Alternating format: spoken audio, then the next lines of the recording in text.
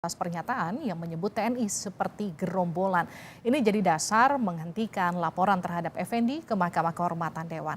Apakah setelah ini dihentikan laporannya, polemik pernyataan Effendi Simbolon ini akan benar-benar selesai? Kita masih membahas bersama dengan Ketua Gerakan Penerus Perjuangan Kemerdekaan yang juga sekaligus pelapor Effendi ke MKAD, ini Pak Bernard Denambang, bersama juga Direktur Riset Setara Institut Mas Ismail Hassani. Mas Ismail, silakan dilanjutkan tadi. Jadi ada beberapa poin pasca ini kemudian diselesaikan kasusnya, artinya seharusnya kegaduhannya tidak berlanjut.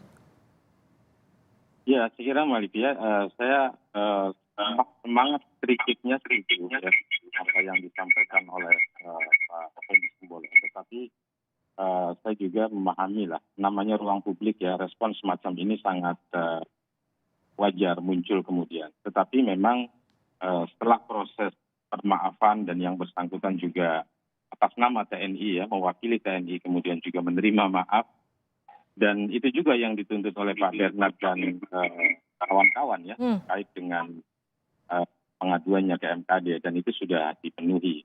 Jadi tidak perlu dilanjutkan. Nah, saya sedikit memberikan catatan terhadap respon ya di bawah, maksud saya di kalangan prajurit TNI di beberapa tempat. Memang agak mengerikan ya model penyelesaian semacam ini, Mbak Livia, karena apapun ceritanya yang muncul di permukaan adalah aroma pengancaman gitu ya, aroma pengancaman. Dan ini tentu tidak dapat dibenarkan bahwa di satu sisi Pak ASAD misalnya memaklumi luka hati sejumlah prajurit, tetapi cara merespon yang demikian juga perlu kita catat. Dan setidaknya saya mencatat ada dua peristiwa semacam ini ya. Jadi kalau kemudian pola respons TNI terhadap kritik masyarakat, terhadap kritik DPR misalnya adalah seperti ini, tentu itu tidak konstruktif justru bagi TNI itu sendiri.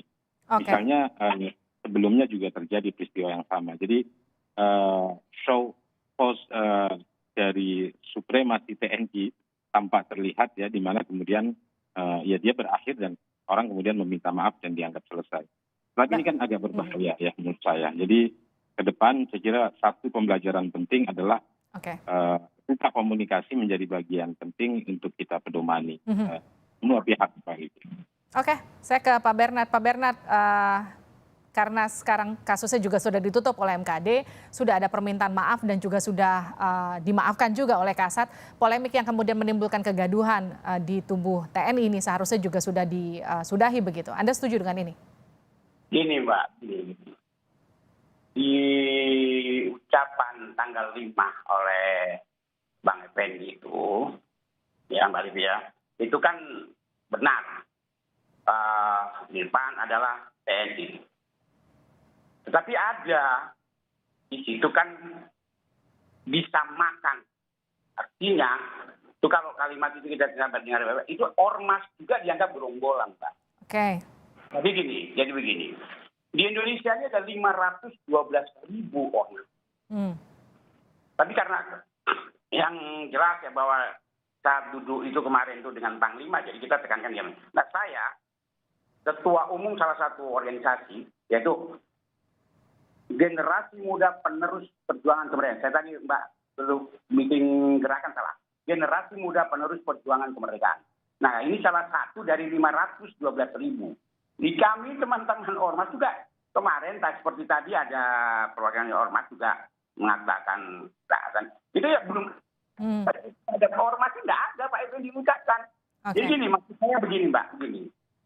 Ini tolong kalau hanya setiap kali melakukan kesalahan terus dengan maaf dan selesai dan tidak ada sanksinya sama sekali, ya karena Dewa juga akan begitu melakukan kesalahan, ya maaf. Jadi kalau menurut Anda meskipun sudah ada permintaan maaf dan sudah dimaafkan, ini tetap harus disanksi untuk kemudian memberi efek jera, begitu kira-kira Pak Bernard ya?